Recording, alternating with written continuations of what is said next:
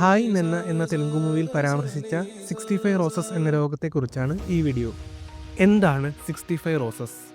ജനിതക രോഗമായ സിസ്റ്റിക് ഫൈബ്രോസിസിനെ സൂചിപ്പിക്കാനാണ് ഈ പേര് ഉപയോഗിക്കുന്നത്. തൻ്റെ 3 ആൺമക്കൾക്കും CF ആണെന്ന് തിരിച്ചറിഞ്ഞ മേരി 65 മുതൽ CF ഫൗണ്ടേഷന് വേണ്ടി പ്രവർത്തിക്കുകയും പലവിധ ഓർഗനൈസേഷൻ ക്ലബ്ബുകളിലേക്കും വിളിക്കുകയും ഫിനാൻഷ്യൽ സപ്പോർട്ട് അഭ്യർത്ഥിക്കുകയും ചെയ്തു തുടങ്ങി.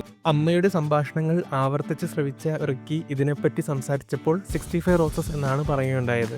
ഈ ഒരു ഉച്ചാരണ പിശകാണ് ഇപ്പോഴും ഈ ഒരു പേരാണ് ഈ രോഗത്തിന് CF പേഷ്യൻസ് അവരുടെ ഇൻസ്പിറേഷനായും രോഗം പ്രതിരോധിക്കാനുള്ള ആത്മവിശ്വാസം നൽകുന്ന പേരാക്കി മാറ്റിയത്. പേരിലെ ലാളിത്യം ഈ രോഗത്തിനുണ്ടെന്ന് തെറ്റിദ്ധരിക്കരുത്. കാരണം സിസ്റ്റിക് ഫൈബ്രോസിസ് ബാധിച്ച രോഗികൾക്ക് അവരുടെ മ്യൂക്കസ് കാഠിന്യമേറുന്നത് കൊണ്ട് ശ്വസന സംബന്ധമായ പ്രശ്നങ്ങളും അണുബാധയും സ്ഥിരമാവുകയും ദഹന പ്രക്രിയയെ അവതാളത്തിലാക്കുകയും ചെയ്യുന്നു. സിനിമയിലെ മാജിക് യഥാർത്ഥ ജീവിതത്തിൽ സാധ്യമല്ലാത്തതിനാൽ ഏർലി ഡിറ്റക്ഷനും തുടർച്ചയായ ചികിത്സയുമാണ് ഈ രോഗികൾക്ക് ദീർഘനാൾ ബുദ്ധിമുട്ടുകളില്ലാത്ത ജീവിതത്തിന് സഹായകമാവുന്നത്.